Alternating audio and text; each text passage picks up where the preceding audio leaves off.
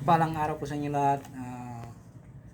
Saan man sa kayo nasa iba't ibang sulok ng mundo, sana kayo palagi malakas, may sakit sa araw-araw.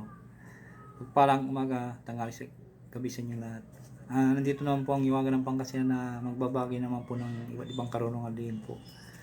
Ang share ko po sa inyo ay yung orasyong panggamot sa sariling karamdamang spiritual po. Kung kayo po ay may karamdaman pong spiritual po, ibabagi ko po sa inyo ito para kayo na po ang manggamot sa inyong sariling karamdaman po. Usalin ng 3 beses po at ipo sa isang basong tubig inumin. Gawin po ito sa tuwi-tuwi na po, para maalis na po yung ikinarga po sa inyo na mga masamang espiritu. Ay magpursige po kayong manampalataya sa Diyos ang makapangyarihan para gabayan po kayo sa inyong ginagawa. Napakabisa po itong ibabagay po sa inyo para hindi na po kayo pupunta sa mga iba't ibang mga albularyo po. Baka magpagamot po kayo ay hindi pa makuha, kaya ito sinusure ko po sa inyo na ito po ay mabisang panggamot sa sariling karamdamang spiritual po. Kung sakit nyo po ay spiritual po, tiyak na ito po ay lalayas po at mawawala po. Kaya sana po ay pag bigyan ko po kayo ng orasyon na to ay taos puso po nyong gamitin, tiwala sa sarili at magpakumbaba at magbigay magmahalan po para kasiyan po kayo ng ating Panginoong Hesus na taga Nazaret po. Napakabisa po itong ibabagi ko po sa inyo na magdasal ng isang Ama namin at isunod po ng orasyon po. Pag may nakita po kayong halimbawa po cross, pwede nyo pong usalin po yun ng cross. Huwag na po kayong kung halimbawa 3 cross, huwag na po kayong mag-sign of the cross po. Ang gawin nyo lamang po, basahin nyo lang po, cross, Sancti Spiritus Auras Sanctus Immortalis Jesus, Helium po, cross.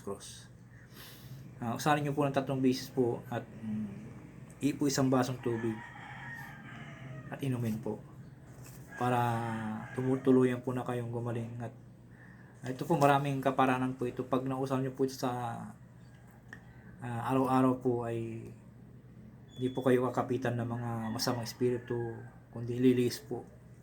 Kasi karamihan po natin ngayon, pati kahit na palibad hangin, pwede kayong dikitan po.